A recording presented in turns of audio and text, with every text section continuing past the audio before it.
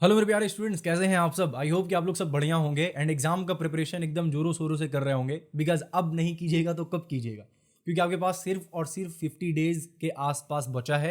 And इस 50 days को कहीं भी वेस्ट नहीं करना है।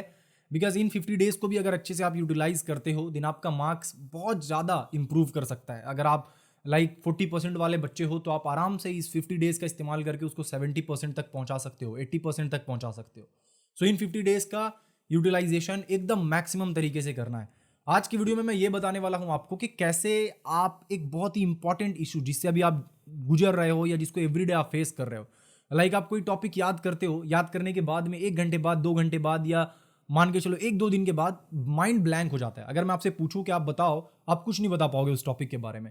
सो जब एग्जाम का कोई चाप नहीं है, कोई प्रेशर नहीं है और ना ही आपके पास कोई टाइम लिमिट है, उसके बावजूद आप भूल जा रहे हो चीज़ों को, तो एग्जाम हॉल में जब आपके पास प्रेशर रहेगा, उस वक्त आपको 3 घंटे में पूरा पेपर भी सॉल्व करना रहेगा, तो उस टाइम पे तो पूरा माइंड ही ब्लैंक हो जाएगा।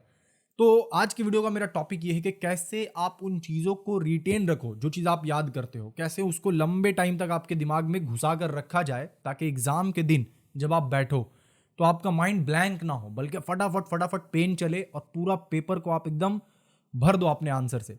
तो बात करेंगे 7 से ऐसा पॉइंट मैं डिस्कस करूंगा जिसको मैंने यूज किया था अपने टाइम पे और अभी भी यूज करता हूं।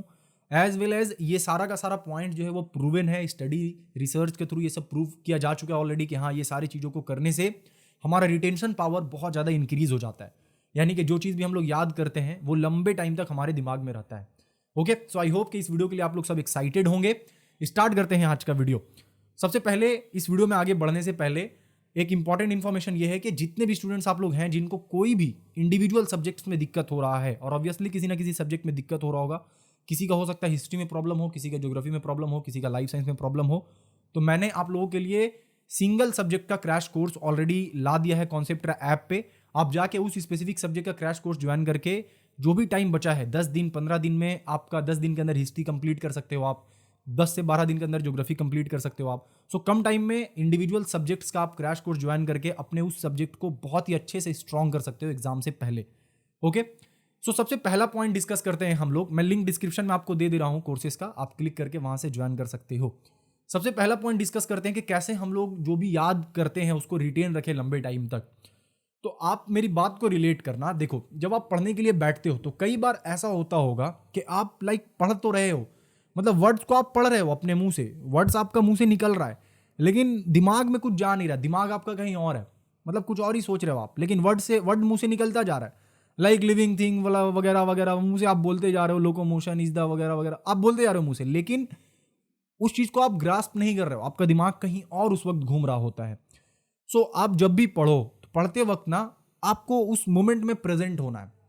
यानी आपको सिर्फ पढ़ना नहीं है, आपको वर्ड को फील करना है, आपको वर्ड को समझना है, उसके बाद पढ़ना है। समझ रहे हो? यानी कि अगर आप मान लेते हैं 1 घंटे किसी टॉपिक को आप याद कर रहे हो, बट उस 1 घंटे के दौरान आप सिर्फ पढ़ते जा रहे हो, ठीक है, कि लिविंग थिंग एक ऐसा ऑर्गेनिज्म है जो कि ब्रीथ कर सकता है, जो कि लोकोमोट कर सकता है, जो कि बहुत सारा चीज़ है। आप उसको सिर्फ पढ़ रहे हो, आपके दिमाग में वो घुस नहीं रहा, आपका दिमाग कहीं और है। अच्छा भाई, रोहित से कल बात हुआ था, अच्छा अच्छा खेलने भी तो जाना है, हाँ हाँ फ़ोन में वो वाला रील भी तो देखना था, देखे थे, बहुत अच्छा रील था, ये सब दिमाग में आपका चल रहा है। तो उस वक्त क्या होता है कि आप 1 घंटे के दौरान आप अपने मुंह से तो सारा वर्ड्स निकालते जा रहे हो, मुंह से आप रट तो रहे हो, लेकिन दिमाग में आपका कुछ भी नहीं जा रहा है। और ये वो टाइम नहीं है जिस टाइम पे आप ये 1 घंटा इस तरीके से पढ़ाई करो। ये वो टाइम है कि 1 घंटा जब आप पढ़ाई कर रहे हो तो आपको उस मोमेंट में प्रेजेंट होना पड़ेगा। मतलब जो पढ़ रहे हैं वो दिमाग में जाना चाहिए। कैसे जाएगा? वो जाएगा तभी जब आप उस मोमेंट में प्रेजेंट होगे। सो मेरा पहला पॉइंट ये है कि आपको जिस वक्त आप पढ़ रहे हो आपको उसी जगह पे प्रेजेंट होना है, मेंटली भी प्रेजेंट होना है उसी जगह पे, फिजिकली भी उसी जगह पे प्रेजेंट होना है। सिर्फ फिजिकली प्रेजेंट होने से नहीं चलेगा। एंड इसी को कहते हैं कि डीप फोकस के साथ पढ़ाई करना है। मेरा दूसरा पॉइंट ये है कि ऐसा बहुत बारी होता है कि कोई टॉपिक बहुत हार्ड होता है, आइदर उसका लैंग्वेज हार्ड है, मतलब वो जो समझाना चाह रहा है उसके लिए जो लैंग्वेज यूज़ किया गया है उसमें वो थोड़ा सा टफ हो, या फिर वो पूरा का पूरा कॉन्सेप्ट ही बहुत ज़्यादा टफ हो। वैसे में हमारे दिमाग में वो चीज़ घुसता नहीं है। ऐसे में मैं क्या क्या करता था अपने टाइम पे, और आप ये चीज़ अप्लाई कर सकते हो खुद के साथ, कि आप उसको रटने के बजाय, बोलने के बजाय, आप उसको क्या करो ना, लिखो। ठीक है, पूरा का पूरा आंसर को लिखो। जो भी टॉपिक का आपको ऐसा लग रहा है कि क्लैरिटी नहीं मिल पा रहा है या वर्ड्स जो है वो जंबल कर रहा है, आपके जबान पे वो वर्ड्स जंबल कर रहा है, आप मतलब वर्ड्स निकाल नहीं पा रहे हो सही से, पूरा का पूरा जो सेंटेंस है वो निकल नहीं पा रहा है सही से, तो ऐसे में आपको क्या करना है, ऐसे में आपको लिखना है उस पूरे के पूरे आंसर को। 2 से 3 बारी आप उसको लिख दो, चौथे बारी आप आराम से बोल भी पाओगे, समझ भी पाओगे, क्योंकि जब आप लिखते हो तब आपका अटेंशन वहीं पे रहता है। मतलब अगर हम लोग कुछ बोल रहे हैं तो ऐसा हो सकता है कि हम लोग बोल रहे हैं, कहीं और सोच भी रहे हैं, लेकिन जब आप लिख रहे हो उस चीज़ को, तो आपको क्या है कि वो एक्टिवली वहाँ पे प्रेजेंट होना पड़ेगा। आप वही चीज़ सोच भी रहे हो, आप वही चीज़ बोल भी रहे हो, आप वही चीज़ लिख भी रहे हो, तो उसमें क्या होता है कि आपका जो प्रेजेंस होता है ना उस मोमेंट में, वो ज़्यादा होता है। ये चीज़ आप ट्राई करके देखना, कोई भी टॉपिक हो, फिजिकल साइंस का कोई टॉपिक हो, या हिस्ट्री का कोई आंसर हो, या ज्योग्राफी का कोई आंसर हो, जो आप पढ़ तो रहे हो बट आपको लग रहा है कि ये थोड़ा डिफिकल्ट है, इसको मैं ग्रास्प नहीं कर पा रहा हूँ, इसको मैं अपने दिमाग में घुसा नहीं पा रहा हूँ, सो बस उसको ट्राई करना आप 2 से 3 बार लिखने का, पूरा टॉपिक को आप लिखने का कोशिश करना 2 से 3 बार पेपर में, एंड आप देखना कि वो टॉपिक आप आराम से समझ भी पाओगे, एंड उस टॉपिक को आप अच्छे से याद भी कर चुके होगे, और वो चीज़ फिर लंबे टाइम तक आपका ब्रेन में रिटेन भी रहेगा। थर्ड पॉइंट ये है मेरा कि बहुत बारी ऐसा होता है कि कोई टॉपिक हम लोग पढ़ रहे हैं तो हमारे दिमाग में ये चलता है कि लगता है ये टॉपिक एग्जाम में नहीं आएगा, या फिर क्या हुआ अगर ये टॉपिक एग्जाम में नहीं आया तो। अब द मोमेंट आपके दिमाग में ये थॉट आया कि क्या होगा अगर एग्जाम में ये टॉपिक नहीं आया, या फिर एग्जाम में ये टॉपिक नहीं आएगा, उस वक्त आप उस टॉपिक को जिस डीपली अंडरस्टैंडिंग से आप समझ रहे थे ना, वो चीज़ आप वहाँ पे मिस कर देते हो। फिर वहाँ पे डीप तरीके से आप समझते नहीं हो, आपके दिमाग में ये चलता है हो सकता है ये टॉपिक नहीं आए, तो जैसे ही दिमाग में ये खुराफात आपका घुस गया कि ये टॉपिक नहीं आएगा, वैसे ही आप फिर उस टॉपिक पे जो अच्छे से आप समझ रहे थे वो समझना बंद कर देते हो। सो खुद पे ट्रस्ट करके, खुद पे बिलीव करके, जो भी टॉपिक आप पढ़ रहे हो उसको बोलना है कि ये टॉपिक एग्जाम में आएगा ही आएगा। जब ये बिलीफ आपके अंदर बन जाएगा कि हाँ ये टॉपिक एग्जाम में आएगा ही आएगा, तब आप उस टॉपिक को एकदम अच्छे से पढ़ोगे। मान लेते हैं कि माध्यमिक का जब एग्जाम होगा, मैं आपको एग्जैक्ट क्वेश्चन पेपर ला कर दे दूं जो आपका एग्जाम में आने वाला है। सो अब उस क्वेश्चन पेपर में जो जो टॉपिक है, उस टॉपिक को तो एकदम अच्छे से आप पढ़ोगे ना, क्योंकि आपको पता है कि ये टॉपिक आएगा ही आएगा एग्जाम में, तो आप एकदम अच्छे से पढ़ोगे उस टॉपिक को। इसी तरीके से जो भी टॉपिक्स को आप पढ़ रहे हो, दिमाग में रखो कि ये टॉपिक एग्जाम में आएगा ही आएगा, क्योंकि अगर वो चीज़ दिमाग में नहीं रहेगा तो हो सकता है आप कहीं ना कहीं कुछ कंजूसी कर दो उसमें, कि चलो छोड़ो इसको थोड़ा सा साइड कर देते हैं, या चलो उतने अच्छे से नहीं पढ़ते हैं। तो आपको दिमाग में रखना है कि जो भी टॉपिक्स मैं पढ़ रहा हूँ, इनमें से कोई भी टॉपिक एग्जाम में आ सकता है, कोई भी एक ऐसा टॉपिक नहीं है जो कि नहीं आएगा। ठीक है, ये अंडरस्टैंडिंग, ये मेंटालिटी से अगर आप पढ़ोगे तो क्या होगा, आप डीपली उस टॉपिक्स को समझोगे भी, और आपके ब्रेन को भी पता चलेगा कि हाँ भाई ये इंपॉर्टेंट है, और इसको आपको क्या करना है, दिमाग में रिटेन करके रखना है। फोर्थ चीज, ये बहुत इंपॉर्टेंट है, मतलब बहुत इंपॉर्टेंट, ये मैं बहुत ज़्यादा अप्लाई करता था अपने टाइम में। ये क्या है, ये चीज़ है एक्टिव रिकॉलिंग का। मतलब आपका काम वहाँ पे ख़त्म नहीं हो जाता है जब आप पढ़ के उठ चुके हो। मतलब आप पढ़ रहे हो, पढ़ के उठ गए हो, आप सोच रहे हो मेरा काम ख़त्म हो गया, इंजॉय करते हैं। लेकिन ये जो चीज़ मैं आपको बताने वाला हूँ, अगर किसी तरीके से आप अप्लाई कर पाओ, किसी भी तरीके से अगर आप अप्लाई कर पाओ, लिख कर ले लो कहीं पे, इतना इंप्रूवमेंट आएगा ना आपके रिटेंशन में कि आप बिलीव नहीं करोगे। इतना इंप्रूवमेंट आएगा ना आपके टॉपिक को अंडरस्टैंडिंग वाला जो पोर्शन है उसमें, इतना ज़्यादा हेल्प करेगा ये चीज़ कि आप मतलब सोच नहीं पाओगे कि इतना इंप्रूवमेंट कैसे हो गया। ये चीज़ है आपका एक्टिव रिकॉलिंग, यानी कि जो भी टॉपिक्स आप पढ़ चुके हो, उन टॉपिक्स को आप रास्ते में चल रहे हो, या फिर आप कहीं पे बैठे हुए हो, या फिर आप बेड पे गए हो सोने के लिए, सोने से पहले, उस टाइम पे आपको क्या करना है, जो भी चीज़ आपने पढ़ा है उसको आंख बंद करके, चलते वक्त आंख बंद नहीं करना है, वरना टॉपिक को रिकॉल करते करते फिर आपका कुछ हो जाएगा। तो उस वक्त आपको टॉपिक रिकॉल नहीं करना है, मतलब करना है आंख बंद करके नहीं करना है। करना क्या है, देखो, आपको जो भी आपने पढ़ा है उसको मन ही मन दोहराना है, मन ही मन उस टॉपिक को लेकर आना है कि मैंने अम्पेयर्स लॉ पढ़ा था, अच्छा ठीक है, अम्पेयर्स लॉ में ऐसा हो रहा था, इस तरीके से सारे चीज़ों को वहाँ पे बताया गया था, ओके समझ गया। इस तरीके से अपने माइंड में ही एक डिस्कशन जारी रखना है हर वक्त, ठीक है। तो इससे क्या होता है, एक्टिव रिकॉलिंग होता है। जो भी चीज़ आपने पढ़ा था, मान लेते हैं कि हिस्ट्री का आपने एंटी सती मूवमेंट के बारे में पढ़ा हो, तो अब एंटी सती मूवमेंट के बारे में आपने हिस्ट्री में पढ़ तो लिया है, अब आप बुक बंद कर दिए, नोटबुक बंद कर दिए, उठ गए, तो आप सोचे मेरा काम हो गया यहाँ पे। बट यही गलती आप करते हो जिससे कि ज़्यादा लंबे टाइम तक आपको याद नहीं रहता है चीज़। आपको वो चीज़ क्या करना है, रिकॉल करना है, एक्टिवली रिकॉल करना है। 2 घंटे में, 3 घंटे में, 4 घंटे में उसको रिकॉल करना है कि मैंने क्या पढ़ा था। अच्छा 4 पॉइंट्स क्या क्या था, अच्छा ये पॉइंट्स था, ये पॉइंट्स था, ये पॉइंट्स था, ये ऐसे हुआ, ये ऐसे हुआ। तो ये हुआ एक्टिव रिकॉलिंग। सोते वक्त जब आप गए तो दिन में आपने सुबह से लेकर रात तक क्या पढ़ा, अपने ब्रेन को फोर्स करें, अपने ब्रेन को थोड़ा सा स्ट्रेस में डालें और उन चीज़ों को वापस लाने का कोशिश करें, ठीक है। आप ऐसा इमेजिन करें कि ब्रेन एक बहुत ही गहरा गुफा टाइप का है, ठीक है। एंड मॉर्निंग में जो आपने टॉपिक्स पढ़ा था वो गुफा के एकदम एंड में चला गया है। अब आप जब सोने के लिए गए हो तो आपको माइंड को अंदर घुसते घुसते घुसते घुसते एकदम उस गुफा के एंड में जाना है एंड वहां से उस टॉपिक को खींचकर बाहर निकालना है, ठीक है। 2 से 3 बार उस गुफा से खींचकर आप बाहर निकालोगे, फिर वो बाहर ही हमेशा के लिए बैठा रहेगा, ठीक है। मतलब ऐसा इम्बेड हो जाएगा कि आप रिवाइज नहीं भी करोगे फिर भी 6 महीने बाद या 1 साल बाद आपसे कोई पूछ देगा ना वो टॉपिक को, आप तुरंत बता दोगे उसको। क्यों?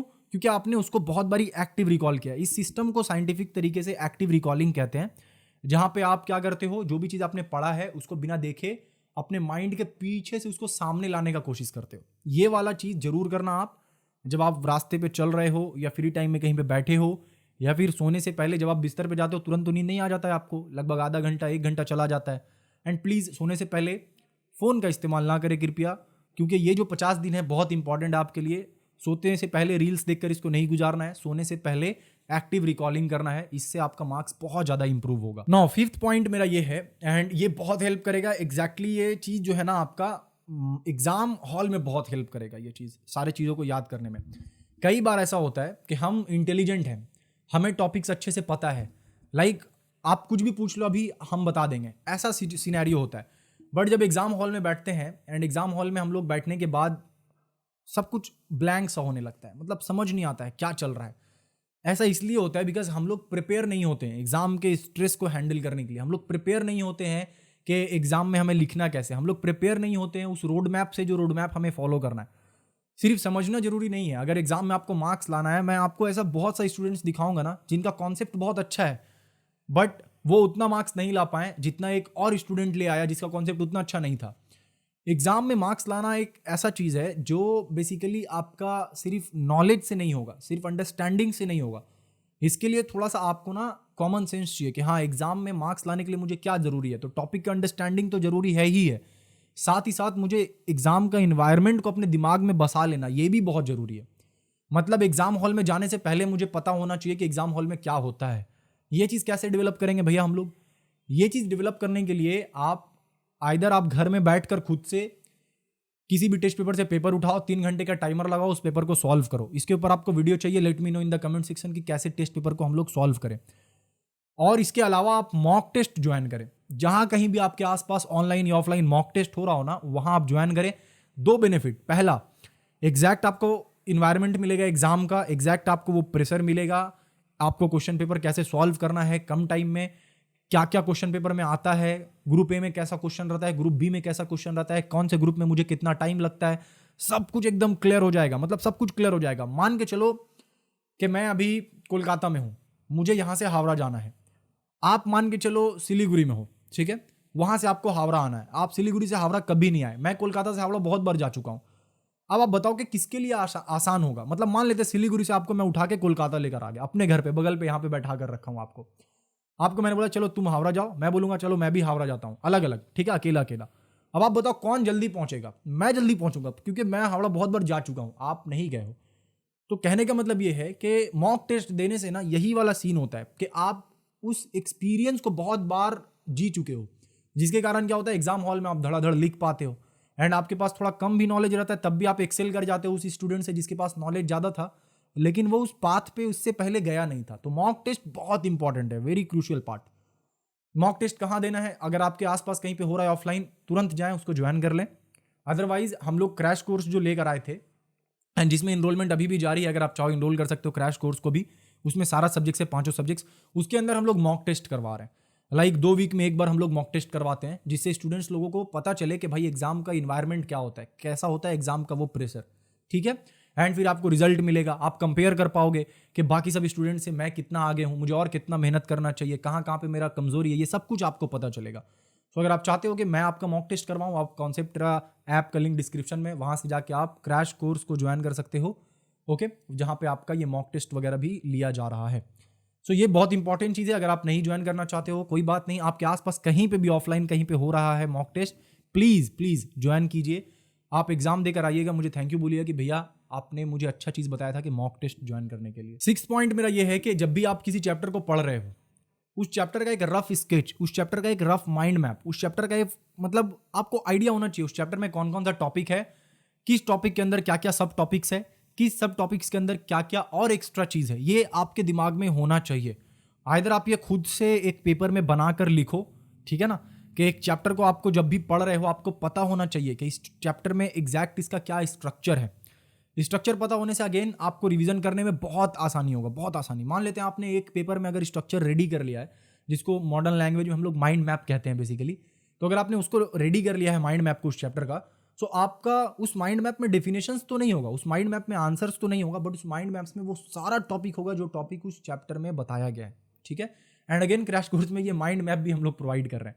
सो आप अगर खुद से पढ़ रहे हो तो माइंड मैप आप जरूर बनाना, जिसे कि रिवीजन करने में आपका बहुत ज़्यादा आसानी होगा। एंड साथ ही साथ मैंने एक्टिव रिकॉलिंग वाला चीज़ आप लोगों को बताया था ना, तो एक्टिव रिकॉलिंग में भी माइंड मैप आपका बहुत हेल्प करता है। लाइक आपने टॉपिक देखा, ओके यहाँ पे ब्रह्मो समाज के बारे में बात किया जा रहा है, तो आपको टॉपिक देख के फिर क्या पता चलता है, ओके ब्रह्मो समाज के बारे में सारा कुछ एक बार रिकॉल कर लेता हूँ मैं, तो आप आंख बंद करते हो और ब्रह्मो समाज के बारे में सारा कुछ रिकॉल करने का आप कोशिश करते हो। 7वां पॉइंट मेरा ये है कि टाइम मैनेजमेंट करना हम लोगों को सीखना पड़ेगा। लाइक आपको सब कुछ आता है, आपको टॉपिक्स का अंडरस्टैंडिंग बहुत अच्छे से, आपको सारा आंसर्स भी आता है, बट एग्जाम हॉल में जब आप बैठते हो, बैठने के बाद आपको क्या होता है कि अचानक से आपका घड़ी पे नजर गया और आपने देखा 2 घंटे गायब, अब बचा आपके पास 1 घंटा और आपने अभी तक 20% भी पेपर को कंप्लीट नहीं किया।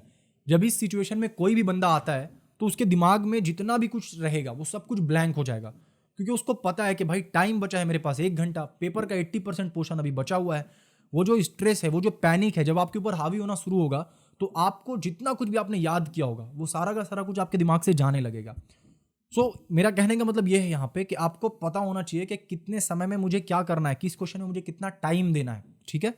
एंड मेरा नेक्स्ट वीडियो इसी चीज़ के ऊपर बेस्ड होगा कि कैसे आप एग्जाम हॉल में टाइम को मैनेज करोगे, क्या क्या वो चीज़ है, क्या क्या वो ट्रिक्स है, क्या क्या वो टिप्स है, क्या क्या वो मेथड्स है, सब कुछ डिस्कस करूंगा, जिससे कि आप 3 घंटे से पहले पहले पेपर को अच्छे से सॉल्व कर लो। अगर आपको ये वीडियो चाहिए, let me know in the comment section. पूरा कमेंट सेक्शन एकदम भर जाना चाहिए कि भैया टाइम मैनेजमेंट के ऊपर, एग्जाम में कैसे टाइम मैनेज करें इसके ऊपर वीडियो चाहिए, टाइम मैनेजमेंट के ऊपर वीडियो चाहिए। पूरा कमेंट को आप लोग जाके भर दो, ओके। अगेन अगर आपको ये वीडियो पसंद आया हो, मेक श्योर कि आप इस वीडियो को लाइक जरूर करना, और जितने लोगों को भी आप जानते हो जो कि एग्जाम देने वाले हैं, सिर्फ आपका WBSC बोर्ड का ही नहीं, किसी भी बोर्ड का, जो आपका दोस्त हो, फ्रेंड हो, क्लासमेट हो, कोई भी हो, उसको जरूर इस वीडियो को शेयर करना, बिकॉज उन सभी लोगों के लिए आई होप कि ये वीडियो बहुत ज़्यादा हेल्पफुल साबित होगा, एंड आपके लिए भी ये वीडियो बहुत ज़्यादा हेल्पफुल साबित हुआ होगा। एट द एंड यही बोलना चाहूँगा कि अगर आप माध्यमिक के स्टूडेंट हैं, आपके पास टाइम कम है, आप गाइडेंस चाहते हो प्रॉपर, एंड कोई एक सब्जेक्ट में आप फंसे हुए हो या सारा सब्जेक्ट्स आप चाहते हो फिर से रिवाइज करना, कॉन्सेप्ट ऐप जरूर आप डाउनलोड करके उसको विजिट करें। वहाँ पे सारा क्रैश कोर्सेस अवेलेबल है, आप लोगों के लिए ही मैंने मेहनत किया है, बनाया है कि आप लोगों को कम टाइम में ज़्यादा से ज़्यादा पोर्शन ऑफ सिलेबस आपको कंप्लीट करवा के मैं दूँ। सो डिस्क्रिप्शन में मैं लिंक दे रहा हूँ, आप ऐप को डाउनलोड करके कोर्सेज को आप चेकआउट कर सकते हो।